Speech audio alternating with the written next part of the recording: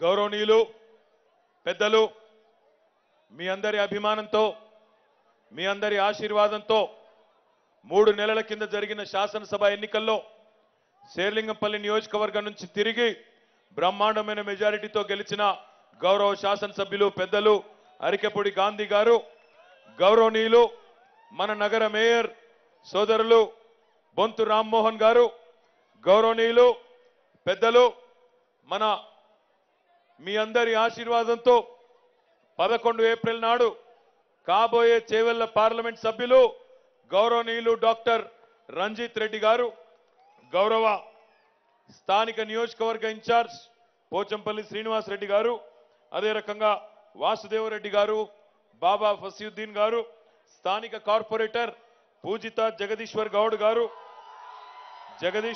గారు, బొబ్బా నవతారెడ్డి గారు, మేకా రమేష్ గారు, హమీద్ పటేల్ గారు, హమీద్ పటేల్ ఫ్యాన్స్ బాగున్నారా, సాయిబాబా గారు, రాగం నాగేందర్ యాదవ్ గారు, సింధు ఆదర్శ్ రెడ్డి గారు, జానకి రామరాజు గారు, జగదీశ్వర్ గౌడ్ గారు,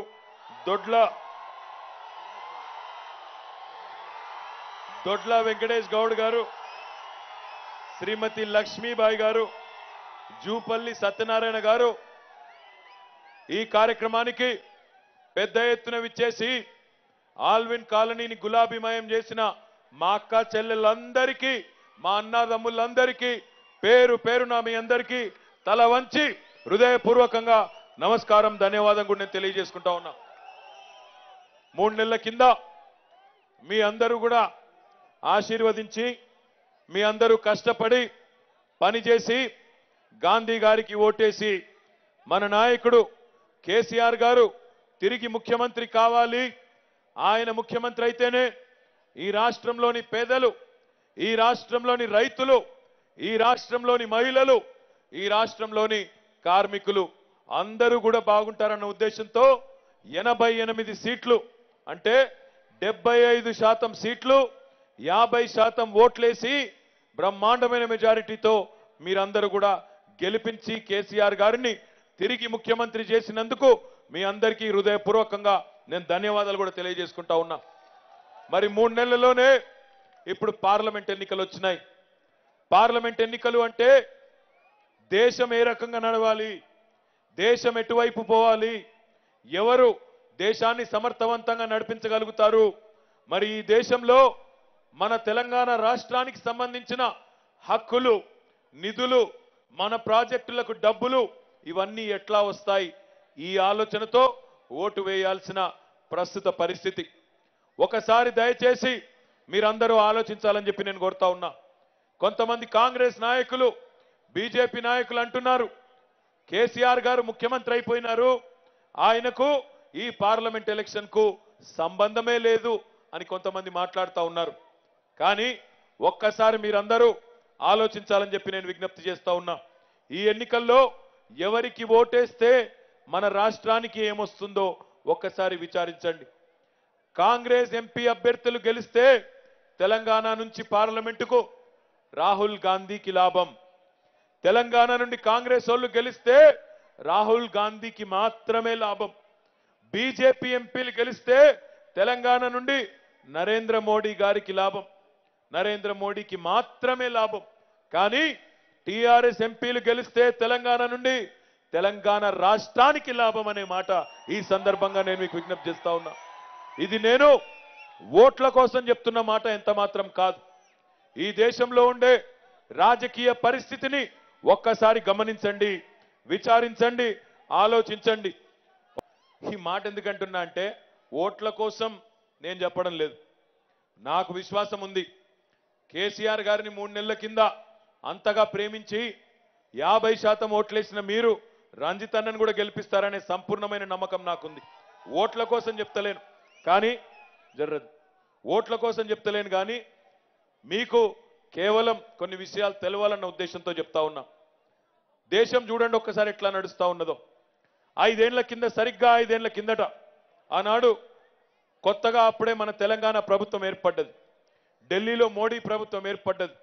ఏర్పడ్డ వారం రోజుల లోపలనే మనకు కనీసం ఒక మాట మాత్రంగా చెప్పాలనే సంస్కారం లేకుండా తెలంగాణ భూభాగం ఖమ్మం జిల్లా నుండి 7 మండలాలను తీసుకొని పోయి వందలాది గ్రామాలు తీసుకొని పోయి దాంతో పాటు ఒక విద్యుత్ ప్రాజెక్టును కూడా తీసుకొని పోయి ఆంధ్రాలో ఒక్క మాట మనకు చెప్పకుండా కలిపేసినారు. ఎందుకు చేసినారు? ఎందుకంటే ఆనాడు చంద్రబాబు నాయుడు గారి ఎంపీలు ఢిల్లీలో మోడీ గారి మీద ఒత్తిడి తెచ్చి చంద్రబాబు నాయుడు గారు ఒత్తిడి తెచ్చి మీరు ఇస్తారా చస్తారా అంటే ఆ 7 మండలాలు ఒక్క మాట కూడా తెలంగాణకు చెప్పకుండా తీసుకొని పోయి కలిపినారు. ఈరోజు ఢిల్లీలో ఎట్లా నడుస్తా ఉన్నదంటే ఎవరి దగ్గర మంది బలం ఉంటే ఎవరి దగ్గర ఎంపీల సంఖ్యా బలం ఉంటే వాళ్ళ మాటనే చెల్లుబాటు అవుతా ఉన్నది. జిస్కా లాఠీ ఉస్కా భైంస్, కర్ర ఎవరిదైతే బర్రె ఆయననే మలుపుకొని పోతా ఉన్నాడు.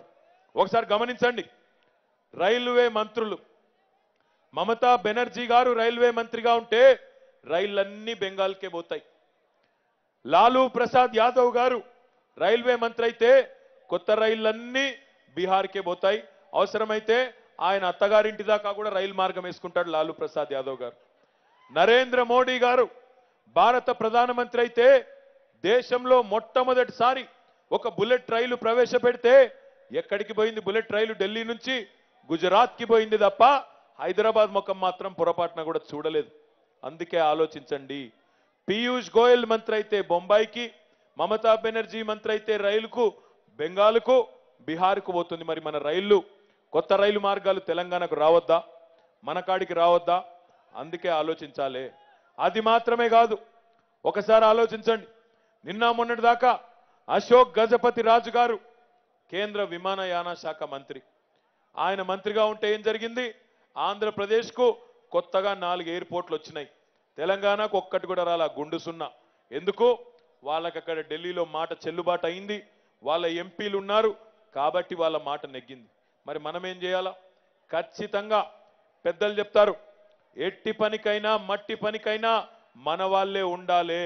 అందుకే ఈరోజు తెలంగాణ ప్రజల ఇంటి పార్టీ, తెలంగాణ ప్రజల ఇంటి సొత్తైన టిఆర్ఎస్ పార్టీని గెలిపించుకొని 16 మందిని ఢిల్లీకి పంపితే తప్పకుండా వాళ్ళు చేసుకున్నట్టు పనులు మనం కూడా చేసుకోవచ్చు. మన నినాదం ఒకటే, సారు కారు 16 ఢిల్లీలో ఆల్విన్ కాలనీ వాళ్ళు, షేర్లింగం పల్లి వాళ్ళు మీరెవరో చెప్తే వాళ్ళదే సర్కారు అనే నినాదంతో ముందుకు పోదాం. తెలంగాణ ప్రజలను ఒక సంఘటిత శక్తిగా మలుచుకుందాం. తెలంగాణ ప్రజలను ఒక సంఘటిత శక్తిగా మలుచుకుందాం. మన శక్తిని మనమే ప్రోధి చేసుకొని మన 16 మందిని మనమే ఢిల్లీకి పంపుదాం. పంపి అవసరమైతే ఢిల్లీలో గల్లా బట్టి నిలదీసి ఎట్లియ్యవు మాకు, ఎందుకు ఇయ్యవు మాకు, ఎవడి అయ్య జాగీర్ అని చెప్పి అవసరమైతే నిలదీసే దమ్ముండే పార్లమెంట్ సభ్యులను పంపుదాం. మీరు అడగొచ్చు, అన్న మరి కాంగ్రెస్ వాళ్ళు బీజేపీ వాళ్ళు పోతే తెలంగాణ నుంచి వాళ్ళు అడగరా అన్నా అని అడగొచ్చు. అడగలేరు. ఎందుకంటే కాంగ్రెస్ ఎంపీల పరిస్థితి ఏంది? రాహుల్ గాంధీ గారు సిట్ అంటే సిట్టు, స్టాండ్ అంటే స్టాండు.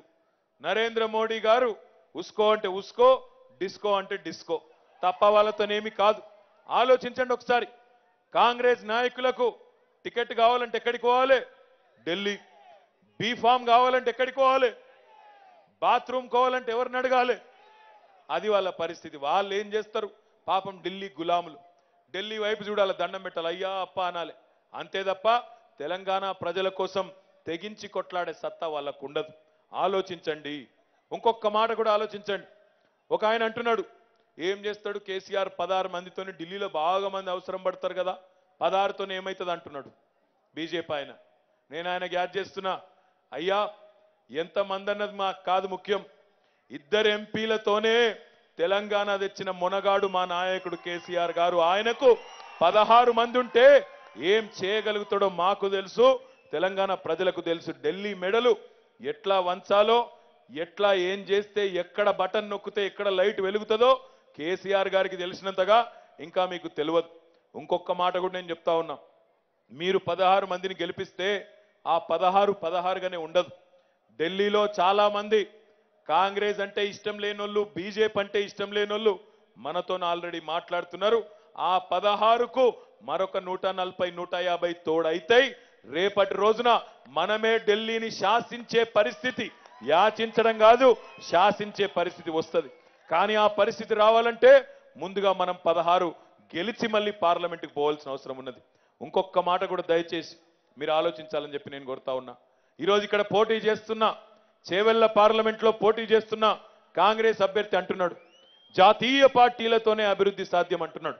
మరి నేను అడుగుతున్నా, అయ్యా పార్లమెంటుకు పోటీ చేస్తున్న కాంగ్రెస్ అభ్యర్థి గారు 71 ఏళ్లు ఈ భారతదేశానికి స్వాతంత్రం వచ్చిన తర్వాత పరిపాలించింది ఎవరు? జాతీయ పార్టీలు కాదా? మరి ఇన్ని రోజులు 71 ఏళ్లు, అందులో 55 ఏళ్లు కాంగ్రెస్, 13-14 ఏళ్లు బీజేపీ, 3 ఏళ్లు జనతా పార్టీ పరిపాలిస్తే ఈ సమయం సరిపోలేదా మీకు? 71 సంవత్సరాలు నిజానికి మీరే పని చేసుంటే, మీరే అభివృద్ధి చేసుంటే ఎందుకు భారతదేశంలో ఎక్కడేసిన గొంగలు అక్కడనేనట్టు పరిస్థితి ఎందుకున్నది? తాగునీరు లేని పల్లెలు పట్టణాలు, డ్రైనేజీ వసతి లేని పల్లెలు పట్టణాలు, కరెంటు లేని ఊర్లు, మరుగుదొడ్లు లేని ఇండ్లు దేశంలో 71 సంవత్సరాల తర్వాత కూడా ఇంకా ఉన్నాయంటే సింహభాగం పాపం మీది కాదా అని నేను అడుగుతా ఉన్నా. అది మాత్రమే కాదు, చాలా ఆశ్చర్యం అనిపిస్తుంది. 40 ఏళ్ల కింద ఇదే కాంగ్రెస్ పార్టీ ప్రధానమంత్రి ఇందిరాగాంధీ గారు 40 ఏళ్ల కింద ఒక నినాదం ఇచ్చింది. ఏమన్నది? గరీబీ హటావ్ అన్నది ఆనాడు 40 ఏళ్ల కింద. మళ్ళీ 40 ఏళ్ల తర్వాత ఈరోజు ఆమె మనమడు రాహుల్ గాంధీ గారు గరీబీ హటావ్ అంటున్నాడు. మరి 40 ఏళ్లు ఎవరు చేసిన పని? మధ్యలో 40 ఏళ్ళంతా ఉన్నది మీరే, కాంగ్రెస్ పార్టీ బీజేపీ పార్టీ. ఈ ఇద్దరు పార్టీలు ఉండంగా 40 ఏళ్లలో నినాదం మారలేదు, కానీ నాయకులు మారినారు, వాళ్ళ రూపాలు మారినాయనే మాట ఒక్కసారి మీరు గుర్తు తెచ్చుకోవాలని కోరుతా ఉన్నా.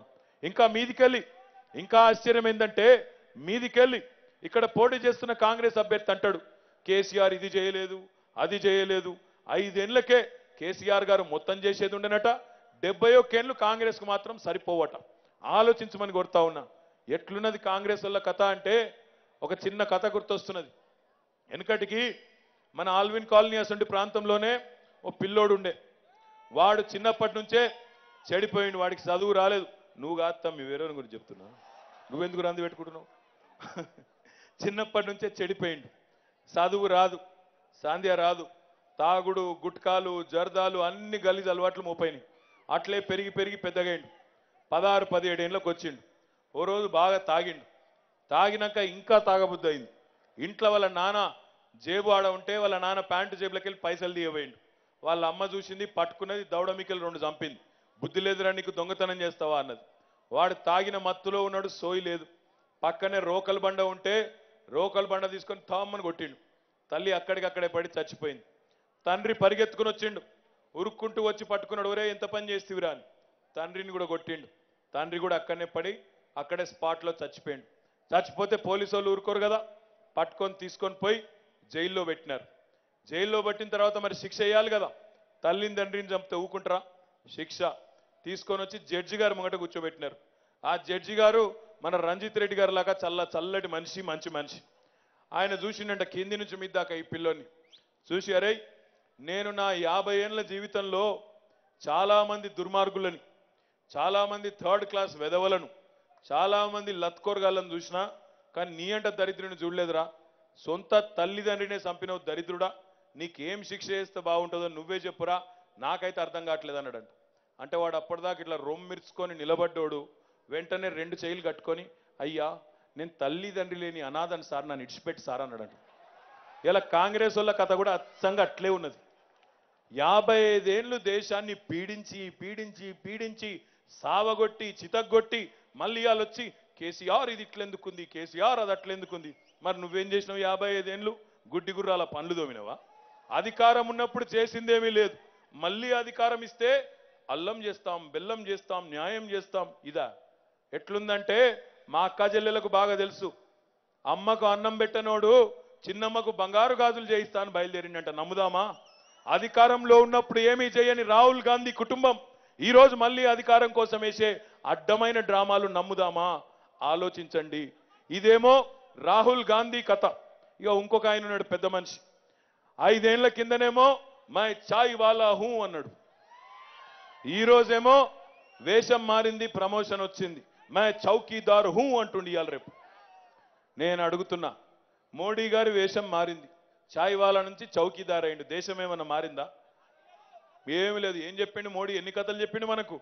10 కోట్ల ఉద్యోగాలు ఇస్తా దేశంలో, సంవత్సరానికి 2 కోట్ల ఉద్యోగాలు అన్నాడు. ఎక్కడ పోయినాయి? మా ఆడబిడ్డలు అందరికీ తెలుసు. ఒక్క పని మాత్రం మోడీ గారు పక్కా చేసిండు. ఏందది? మీరు పోపుల డబ్బాల్లో మీ భర్తలకు తెలియకుండా దాచుకున్న 4 పైసలు మాత్రం పక్కా ఖరాబ్ చేసిండు.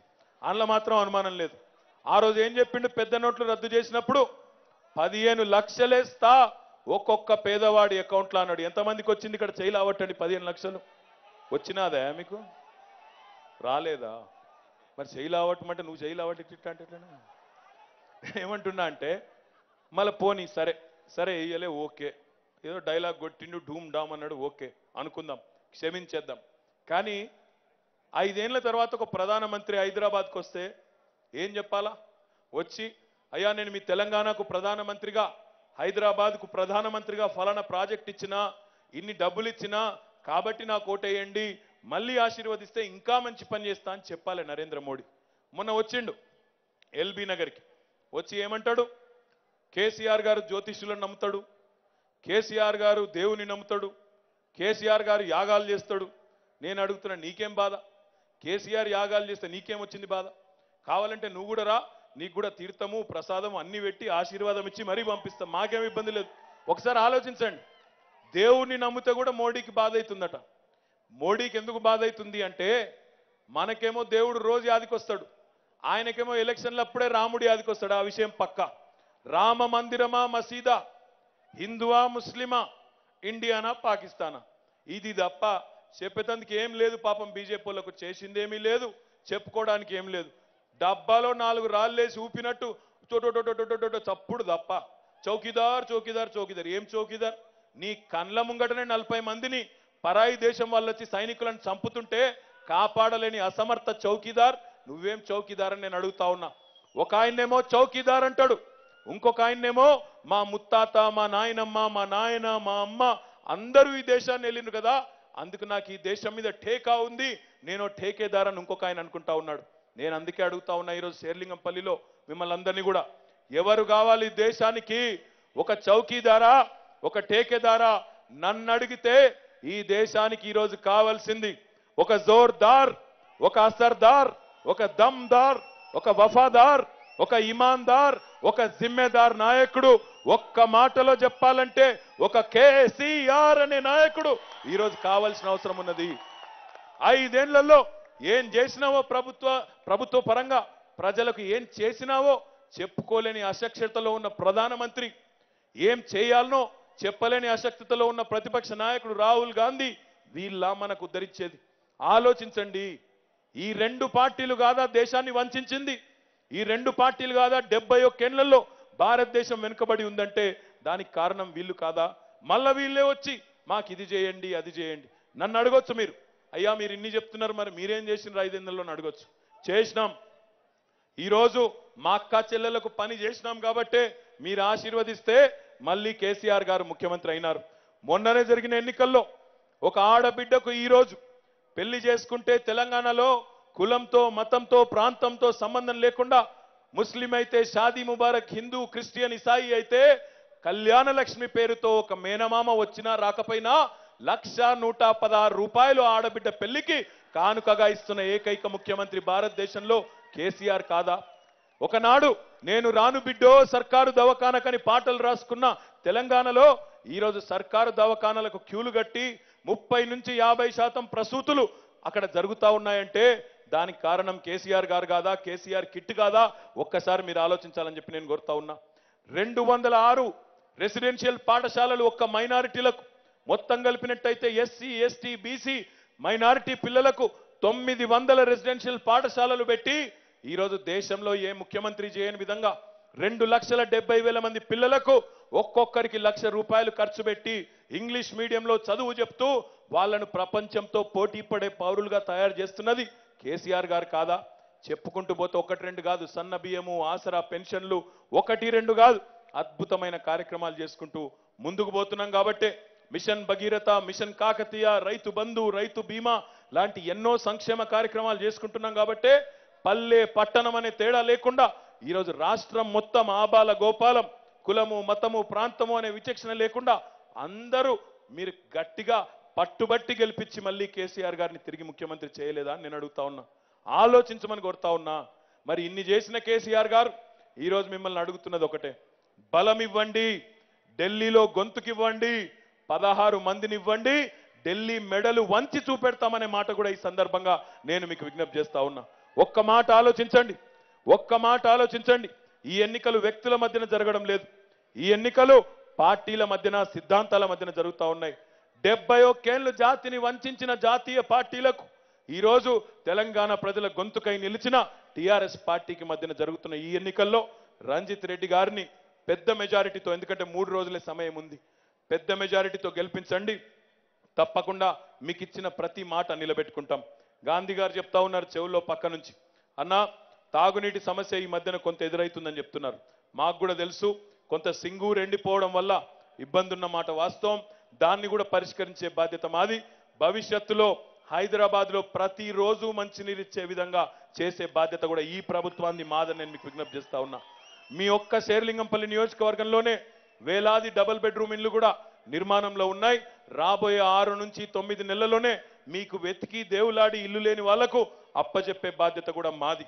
వాళ్ళలాగా డబ్బా ఇళ్లు కట్టి తొందరగా ఆగం చేసి మిమ్మల్ని ఇబ్బంది పెట్టం. డబుల్ బెడ్రూమ్ ఇల్లు తప్పకుండా కట్టి ఒక్క హైదరాబాద్ పట్టణంలోనే 1,00,000 డబుల్ బెడ్రూమ్ ఇల్లు 6 నుంచి 9 నెలల్లో మీ చేతికి ఇప్పచెప్పే బాధ్యత కూడా మాది. ఇచ్చిన ప్రతి మాట నిలబెట్టుకుంటాం, విశ్వాసం ఉంచండి. 5 ఏళ్లు మన ప్రభుత్వమే ఉంది. ఈరోజు మంచినీళ్లు చేసుకున్నాం, కరెంటు బాగు చేసుకున్నాం, శాంతి భద్రతలు బాగు చేసుకున్నాం. శేర్లింగంపల్లిలో కొత్తగా బ్రహ్మాండంగా ఐటీ కంపెనీలు తెచ్చుకున్నాం.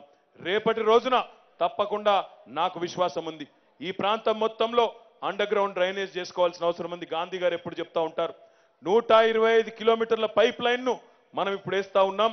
ఇంకా అదనంగా అవసరమైతే అది కూడా పాత పైప్ లైన్లు మార్చుకుందాం, అది కూడా వేసుకుందాం.